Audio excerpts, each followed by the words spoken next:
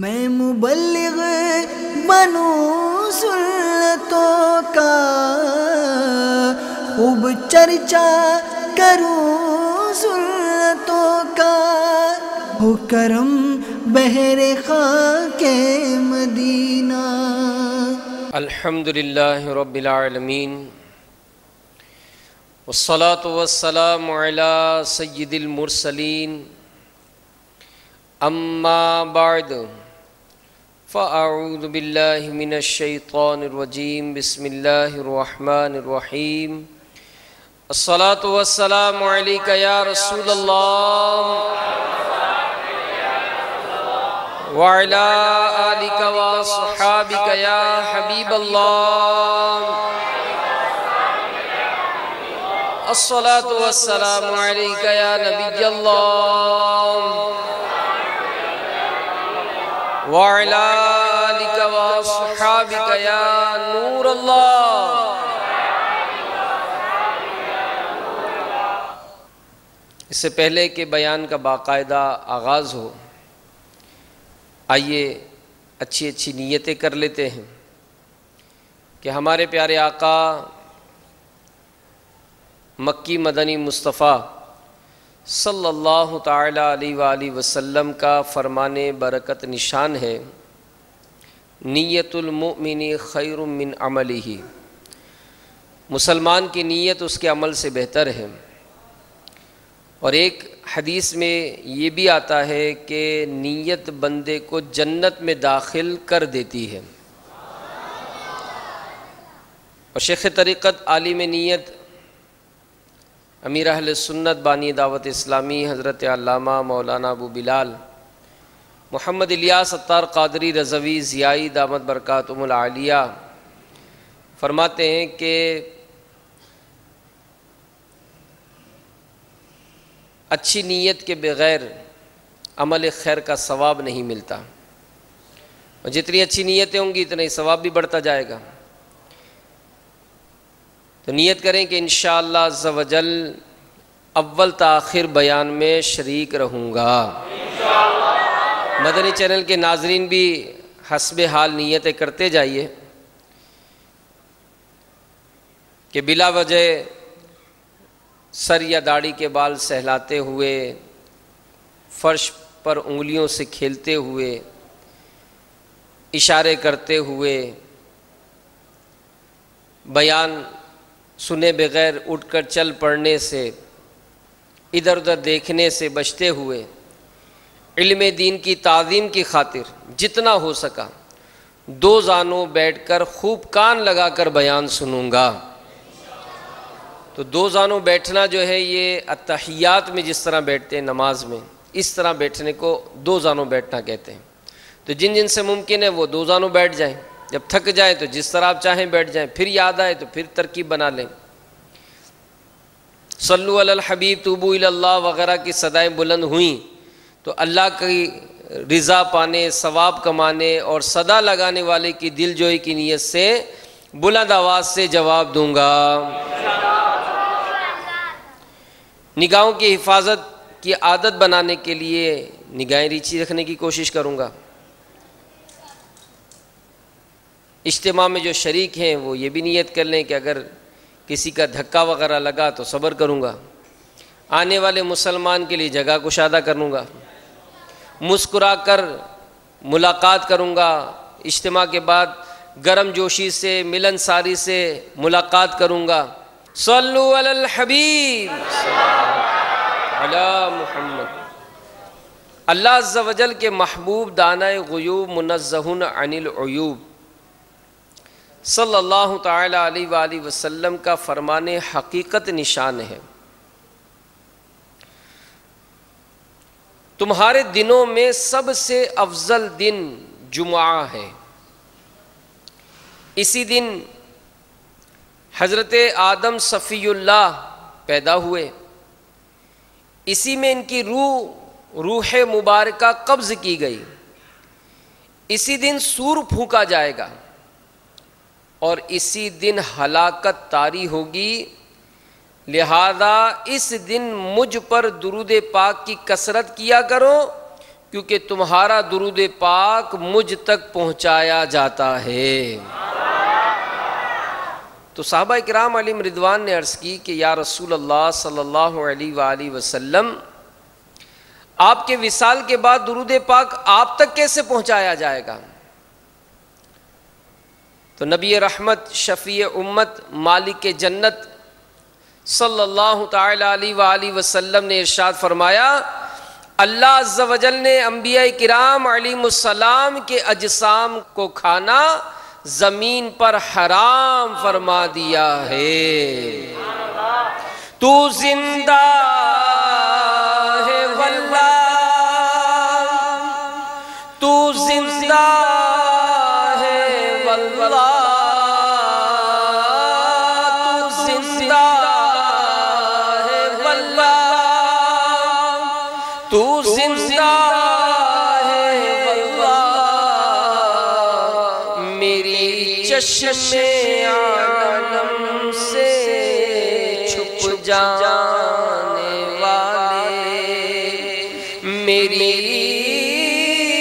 چشم عالم سے چھپ جانے والے، صلو علی الحبیب صلی اللہ تعالی علی محمد وعلی آلہ وصحبہ وبارک وسلم۔ میٹھے میٹھے اسلامی بھائیوں، مدنی چینل کے ناظرین، 6 رجب سلسلہ عالیہ چشتیہ کے عظیم پیشوا خواجہ خواجگان سلطان الہند حضرت سیدنا خواجہ غریب نواز حسن سنجری علیہ رحمت اللہ القوی کا یوم عرس ہے۔ تو آئیے کچھ ذکر خواجہ بھی کر لیتے ہیں، انشاءاللہ خوب اس کی برکتیں پائیں گے۔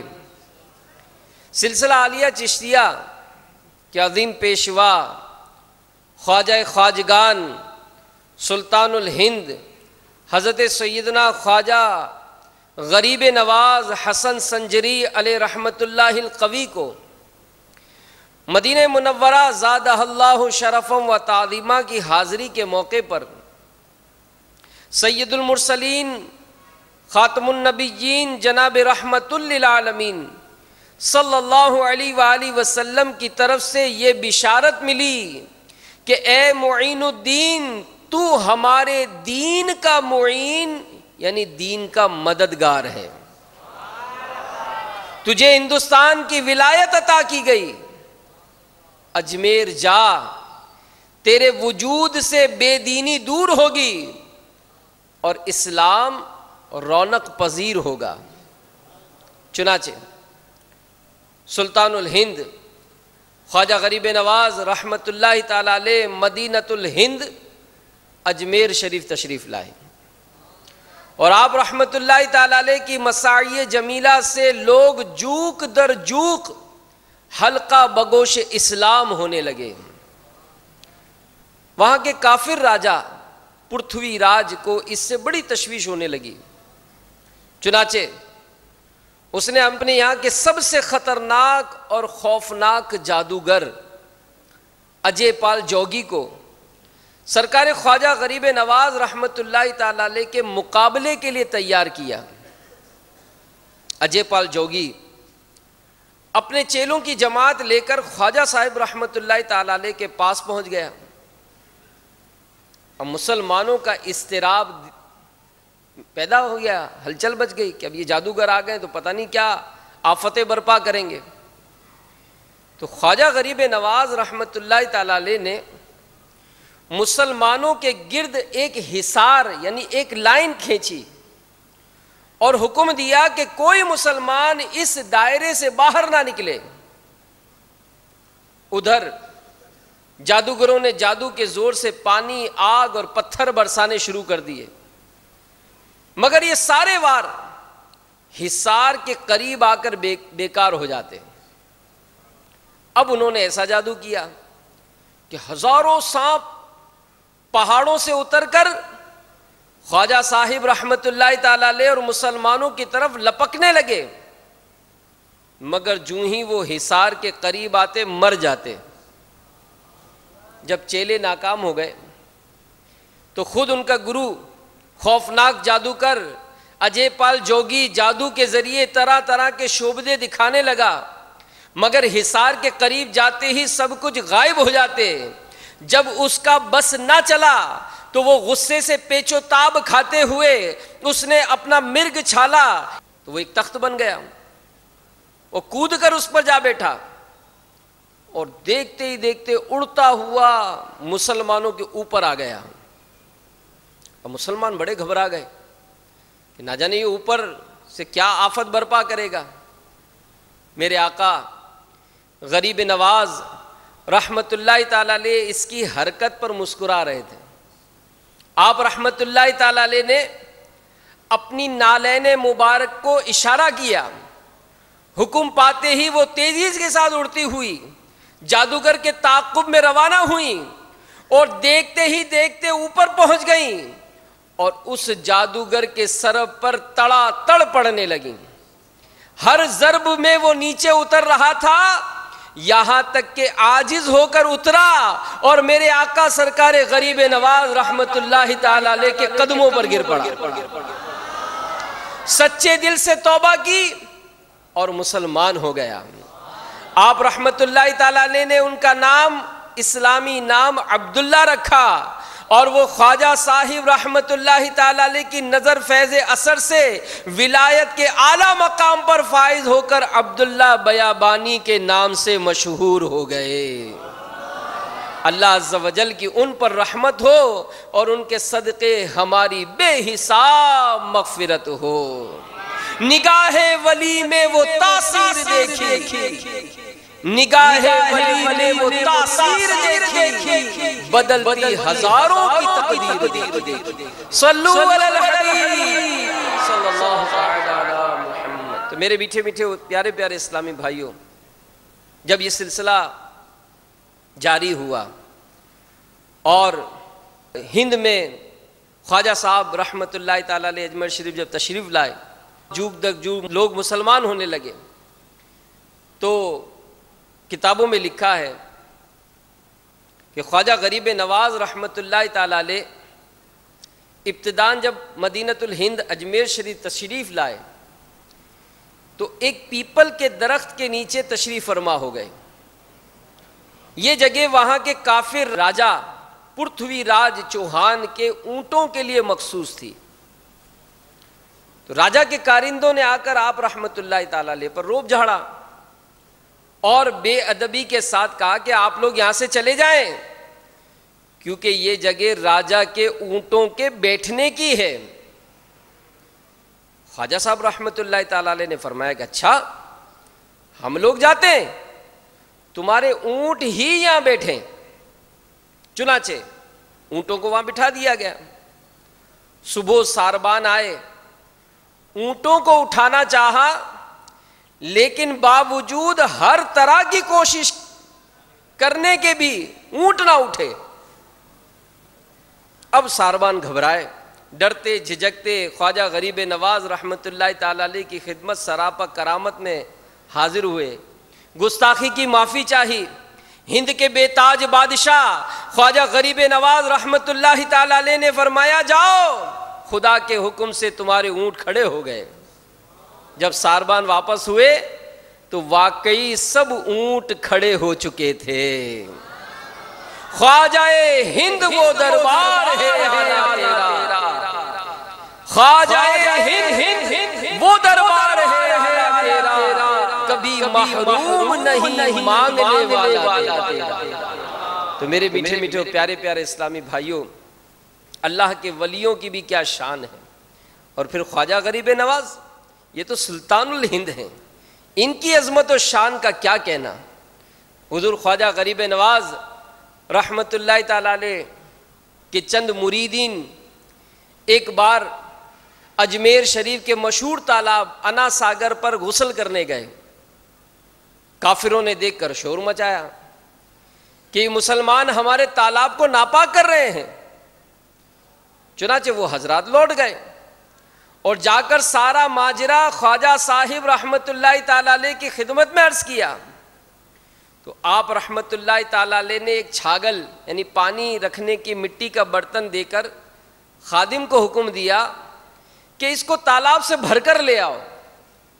خادم نے جا کر جو ہی چھاگل یعنی پانی کا برتن پانی میں ڈالا, سارے کا سارا تالاب اس چھاگل میں آ گیا. اب پانی نہیں, لوگ بے قرار ہو گئے. آپ رحمت اللہ تعالی علیہ کی خدمت سراپا کرامت میں حاضر ہو کر فریاد کرنے لگے. چنانچہ آپ رحمت اللہ تعالی علیہ نے خادم کو حکم دیا کہ جاؤ اور چھاگل کا پانی واپس تالاب میں انڈیل دو. خادم نے حکم کی تعمیل کی اور انا ساگر پھر پانی سے لبریز ہو گیا. اللہ عز و جل کی ان پر رحمت ہو اور ان کے صدقے ہماری بے حساب مغفرت ہو. تو میرے میٹھے میٹھے پیارے پیارے اسلامی بھائیوں, مدنی چینل کے ناظرین, حضور خواجہ غریب نواز رحمت اللہ تعالی علیہ یہ اپنے مریدوں کی کیسی دلجوئی فرمایا کرتے تھے. لکھا گیا کہ خواجہ صاحب رحمت اللہ تعالی علیہ نے ایک مرتبہ اپنے ایک مرید کے جنازے میں تشریف لے گئے. نماز جنازہ پڑھا کر اپنے دستے مبارک سے قبر میں اتارا. حضرت سیدنا بختیار کاکی رحمت اللہ تعالی علیہ فرماتے ہیں کہ تدفین کے بعد تقریباً سارے لوگ چلے گئے, مگر حضور خواجہ غریب نواز رحمت اللہ تعالی علیہ اس کی قبر کے پاس تشریف فرما رہے. اچانک آپ رحمت اللہ تعالی علیہ یکدم غمگین ہو گئے. کچھ دیر کے بعد آپ رحمت اللہ تعالی علیہ کی زبان پر الحمدللہ رب العالمین جاری ہوا اور آپ مطمئن ہو گئے. میرے استفسار پر بختیار کاکی رحمت اللہ تعالی علیہ فرماتے ہیں, میرے استفسار میں فرمایا کہ میرے اس مرید پر عذاب کے فرشتے آ پہنچے جس پر میں پریشان ہو گیا. اتنے میں میرے مرشد گرامی حضرت سیدنا خواجہ عثمان ہرونی علیہ رحمت اللہ الغنی تشریف لائے. فرشتوں سے اس کی سفارش کرتے ہوئے فرمایا, اے فرشتوں, یہ بندہ میرے مرید معین الدین رحمت اللہ تعالی علیہ کا مرید ہے, اس کو چھوڑ دو, اس کو چھوڑ دو. فرشتے کہنے لگے یہ بہت ہی گناہگار شخص تھا. ابھی یہ گفتگو ہو رہی تھی کہ غیب سے آواز آئی, اے فرشتوں, ہم نے عثمان ہرونی کے صدقے معین الدین چشتی کے مرید کو بخش دیا. میرے میٹھے میٹھے پیارے پیارے اسلامی بھائیوں, مدنی چینل کے ناظرین, اس حکایت سے درس ملا کہ کسی پیر کامل کا مرید بن جانا چاہیے کہ اس کی برکت سے عذاب قبر دور ہونے کی امید ہے. اور علماء اس سلسلے میں بڑی پیاری رہنمائی فرماتے ہیں. چنانچہ علماء کرام فرماتے ہیں کہ ایمان کی حفاظت کا ایک ذریعہ کسی مرشد کامل سے مرید ہونا بھی ہے. اللہ عز و جل قرآن پاک میں ارشاد فرماتا ہے, پارہ 15 سورہ بنی اسرائیل آیت نمبر 71, میرے آقا اعلی حضرت امام اہل سنت مولانا شاہ امام احمد رضا خان علیہ رحمت الرحمن کنز الایمان شریف میں اس کا ترجمہ کچھ یوں کرتے ہیں کہ جس دن ہم ہر جماعت کو اس کے امام کے ساتھ بلائیں گے. اور نور العرفان میں مفسر شہیر حکیم الامت مفتی احمد یار خان نعیمی علیہ رحمت اللہ القوی اس آیت مبارکہ کی تفسیر کرتے ہوئے فرماتے ہیں کہ اس سے معلوم ہوا دنیا میں کسی صالح کو اپنا امام بنا لینا چاہیے شریعت میں تقلید کر کے اور طریقت میں بیعت کر کے, تاکہ حشر اچھوں کے ساتھ ہو. کہ اگر صالح امام نہ ہوگا تو اس کا امام شیطان ہوگا. اس آیت میں تقلید, بیعت اور مریدی یہ سب کا ثبوت ہے. تو میرے میٹھے میٹھے اسلامی بھائیوں, مدنی چینل کے ناظرین, پیر کس کو بنانا چاہیے اس کی بھی پوری تفصیل ہے, علماء نے اس کی شرائط بیان کی ہے. اور ہم لوگوں کی بڑی عجیب سوچ ہے کہ اگر ہم یہ سمجھتے کبھی بیمار ہوتے ہیں, کبھی کوئی پریشانی لاحق ہو جاتی ہے, کوئی کام اٹک جاتا ہے, تو بس کسی کے پاس پہنچ جائیں. اور جیسا آج کل کا ماحول ہے, مختلف بابا لوگ بنے ہوئے ہوتے ہیں جن کا شریعت و سنت پر عمل بظاہر نظر نہیں آتا، لیکن ہم لوگ متاثر ہو جاتے ہیں کہ جناب میں بیمار تھا، وہ بابا نے مطلب دم کر دیا، میں صحیح ہو گیا، بس یہ اللہ کا ولی ہے۔ میرا کام اٹک گیا تھا، اس نے ایسا تعویذ دیا، وہ بس اللہ کا ولی ہے۔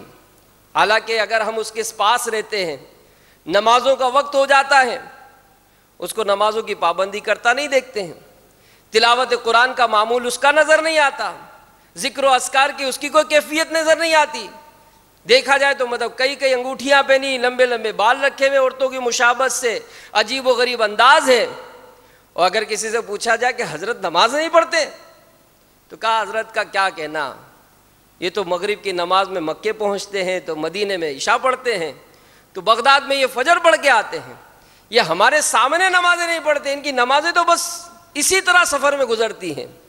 تو میرے میٹھے میٹھے و پیارے پیارے اسلامی بھائیوں، اگر اس طرح سے دنیاوی مقاصد حاصل ہو جائیں، کسی کا دم کرنے سے ہماری بیماریاں دور ہو جائیں، ہمیں کوئی پرائز بونڈ لگ جائے اور جناب ہم مالا مال ہو جائیں، تو یہ کوئی پیری مریدی کا مقصد تھوڑی ہے۔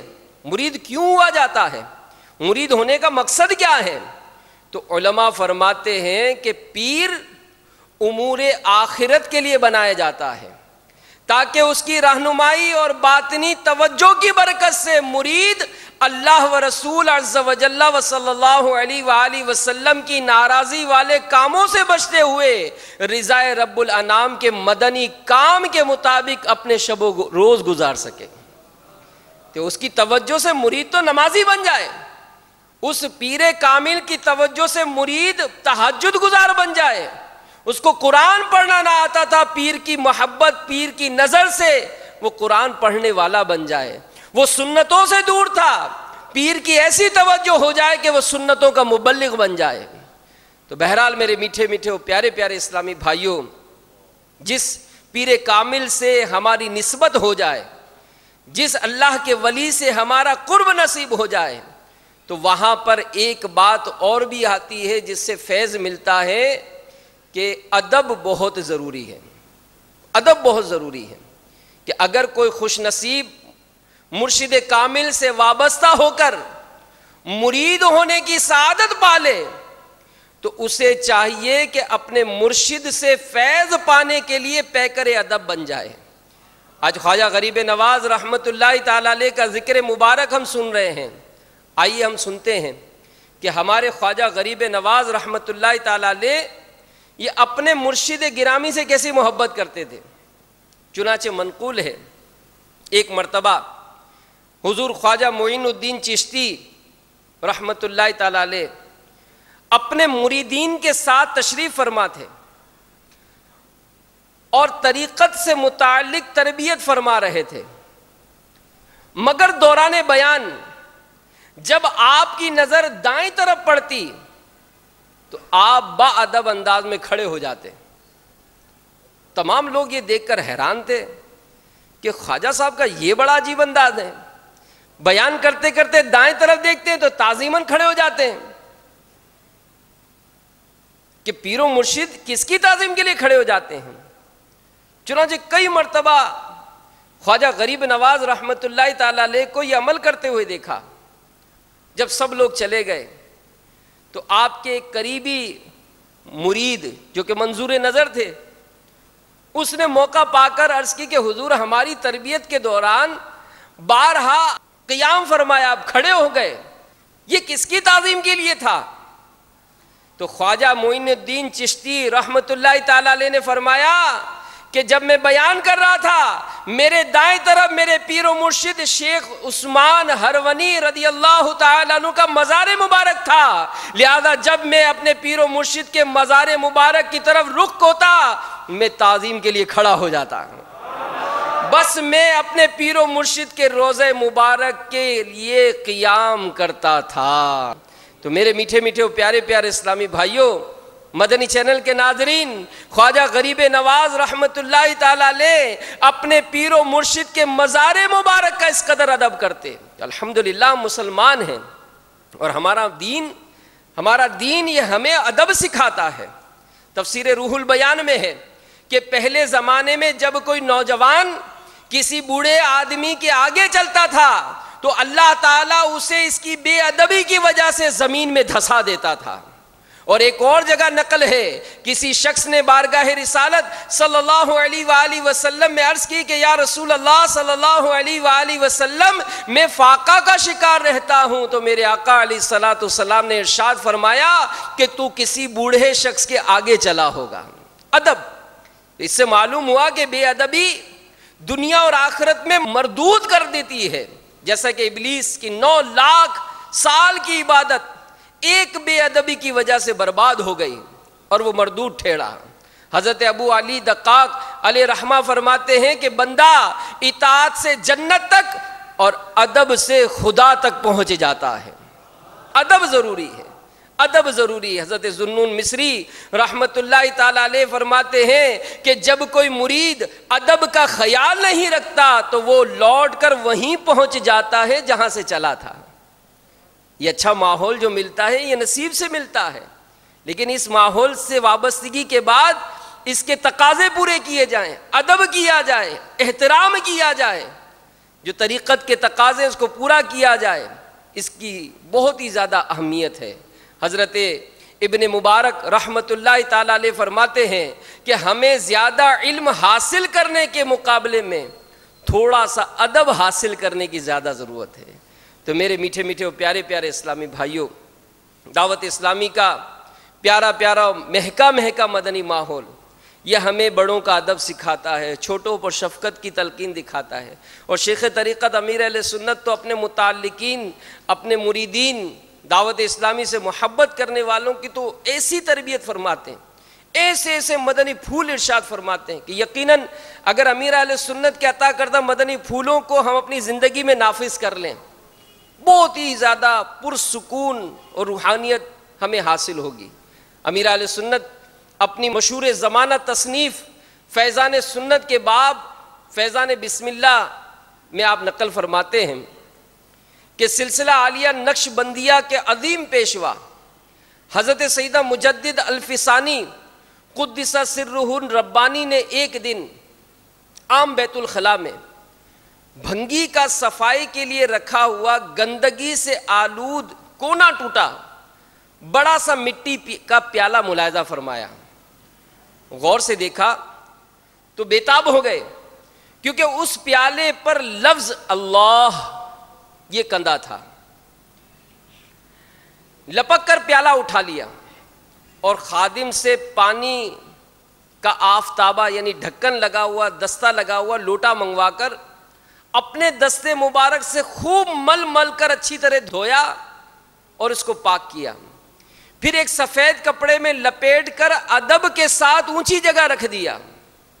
آپ رحمت اللہ تعالی علیہ اسی پیالے میں پانی پیا کرتے تھے. ایک دن اللہ عز و جل کی طرف سے آپ رحمت اللہ تعالی علیہ کو الہام ہوا کہ جس طرح تم نے میرے نام کی تعظیم کی میں بھی دنیا اور آخرت میں تمہارا نام اونچا کرتا ہوں. آپ رحمت اللہ تعالی علیہ فرمایا کرتے کہ اللہ عز و جل کے نام پاک کا ادب کرنے سے مجھے وہ مقام حاصل ہوا جو 100 سال کی عبادت و ریاضت سے بھی حاصل نہ ہو سکتا تھا.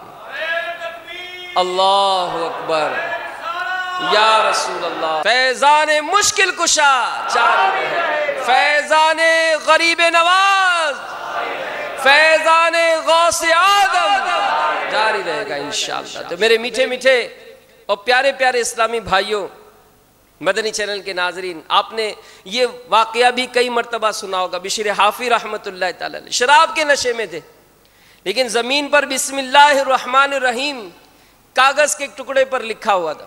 آپ نے اٹھایا، اس کو چوما اور اس کو عطر لگا کر پاک کیا، اونچی جگہ رکھ دیا. اس ادب کی برکت سے اللہ تبارک و تعالیٰ نے آپ کو ولایت عطا فرما دی. تو یہاں پر امیر اہل سنت ایک بڑی پیاری بات ارشاد فرماتے ہیں کہ جب ادب کرنے سے اللہ کے نام کے کاغذ کے ٹکڑے پر لکھے ہوئے اللہ کے نام کا ادب کرتے ہوئے جب اس قدر رحمتیں اور برکتیں ملتی ہیں تو جن کے دلوں میں رب الانام عز و جل کا نام کندہ ہو، جن کے قلوب ذکر اللہ سے معمور ہیں، ان نفوس قدسیہ کے ادب کے سبب ہم گناہگار اللہ کے فضل و کرم سے کیوں بہراور نہ ہوں گے؟ یعنی ظاہر ہے جب اولیاء کرام کا ہم ادب کریں گے تو اللہ تعالیٰ کی کس قدر رحمتیں ہم پر نازل ہوں گی، اور جو تمام انبیاء تمام اولیاء کے بھی آقا ہیں، یعنی ہمارے آقا و مولا محمد مصطفیٰ صلی اللہ علیہ وآلہ وسلم، ان کا ادب اجر و ثواب کا موجب کس قدر زیادہ ہوگا۔ حضرت بشر حافی نے ہی اللہ کے نام کا ادب کیا اور عظمت پائی، تو آج اگر ہم شہنشاہ عالی نسب سلطان عرب محبوب رب عز و جل کے نام پاک کا ادب کریں، جہاں سنیں چوم کر آنکھوں سے لگائیں تو کیوں کر عزت نہ پائیں گے؟ اور یہ انگوٹھے چومنے والا جو معاملہ ہے، اس معاملے میں تو ایک بڑی پیاری روایت میں آپ کی خدمت میں پیش کرتا ہوں۔ تفسیر روح البیان میں ہی لکھا ہے کہ اللہ تعالیٰ نے حضرت سیدنا آدم علیہ نبینا علیہ الصلاۃ والسلام کو جب پیدا فرمایا تو نور محمدی جس کو اس کائنات میں سب سے پہلے بنایا گیا تھا، حضرت آدم علیہ السلام کی پیشانی میں رکھ دیا، تو فرشتے جو ہیں وہ آدم علیہ السلام کے دائیں بائیں چلنے لگے تاکہ نور محمدی کی زیارت کرتے رہیں۔ ایک دن حضرت آدم علیہ السلام نے اللہ کی بارگاہ میں عرض کی کہ یا اللہ، یہ فرشتے میرے ساتھ کیوں چلتے ہیں؟ حکم ہوا، ہم نے نور محمدی صلی اللہ علیہ وآلہ وسلم کو تیری پیشانی میں رکھ دیا ہے، یہ اس کی زیارت کرنے کے لیے تیرے پاس آتے ہیں۔ اس پر آدم علیہ السلام نے عرض کی الہی مجھے بھی اس نور کی زیارت سے مشرف فرما۔ اللہ تعالیٰ نے فرمایا اے آدم اپنے انگوٹھوں کی طرف دیکھو، ہم اس میں اس نور کی جھلک دکھاتے ہیں۔ جب آدم علیہ السلام کے انگوٹھوں میں اللہ تعالیٰ نے نور محمدی کو ظاہر فرمایا تو آدم علیہ السلام نے بڑی محبت اور عقیدت سے انگوٹھوں کا بوسہ لیا اور اسے چوم کر آنکھوں سے لگایا۔ اور اسی طرح ہمارے آقا صدیق اکبر رضی اللہ تعالیٰ عنہ حضور نبی کریم علیہ السلام کے مبارک نام محمد صلی اللہ علیہ وسلم کو سنتے تو فوراً اپنے انگوٹھے چوم کر آنکھوں سے لگایا کرتے۔ حضرت ابوبکر صدیق رضی اللہ تعالیٰ عنہ کے اس عمل کی خبر جب میرے آقا علیہ السلام کو دی گئی تو میرے آقا صلی اللہ علیہ وآلہ وسلم نے فرمایا جو ایسا کرے گا اس کو کبھی آنکھوں کی تکلیف نہیں ہوگی۔ ادب کریں گے تو میرے میٹھے میٹھے پیارے پیارے اسلامی بھائیوں، مدنی چینل کے ناظرین، اس کی برکتیں ہم پائیں گے۔ اور یاد رکھیے کہ یہ جو اولیاء کرام سے جو محبتیں ہیں، جو عقیدتیں ہیں، یہ بھی سب ادب ہی کا تقاضا ہے، اور یہ محبت ہی اطاعت کراتی ہے۔ یعنی اولیاء کرام سے جب محبت ہوتی ہے تو علماء نے لکھا ہے کہ محبت یہ اطاعت کراتی ہے، پھر اس محبت کا انعام یہ کس قدر زیادہ ملتا ہے۔ سلطان الہند خواجہ غریب نواز رحمت اللہ تعالی علیہ فرماتے ہیں کہ ایک مرتبہ ایک بزرگ رحمت اللہ تعالی علیہ کے بارے میں منقول ہے کہ 100 برس تک اللہ کی عبادت کرتے رہے، دن کو روزہ رکھتے، رات کو قیام فرماتے، ہر آنے جانے والے کو عبادت الہی کی تلقین فرماتے۔ ان کے انتقال کے بعد لوگوں نے انہیں جنت میں دیکھ کر ان کا حال پوچھا، انہوں نے جواب دیا میری رات دن کی عبادت جنت میں داخلے کا باعث نہیں ہوئی، بلکہ اللہ تعالیٰ نے مجھے اپنے پیر و مرشد کی خدمت کی وجہ سے بخشا ہے۔ تو اولیاء کرام کی بھی بڑی عظمت و شان ہے۔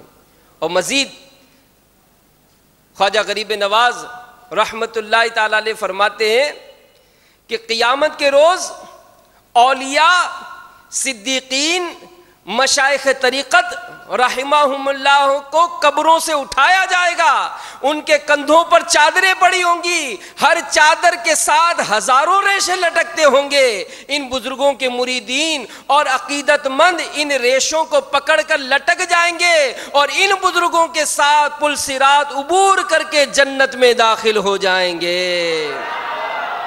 ہم کو سارے اولیاء سے پیار ہے، دعوت اسلامی یہ اولیاء کرام سے محبت کے جام پلاتی ہے۔ الحمدللہ دعوت اسلامی کا مدنی ماحول یہ ہمیں اولیاء کرام کی محبت دلاتی ہے، تو ہم کو سارے اولیاء سے پیار ہے، ہاں پیار ہے، ہم کو سارے اولیاء سے پیار ہے، انشاءاللہ اپنا بیڑا پار ہے، انشاءاللہ اپنا بیڑا پار ہے، ہاں پار ہے، انشاءاللہ اپنا بیڑا پار ہے، انشاءاللہ اپنا بیڑا۔ صلو علی الحبیب۔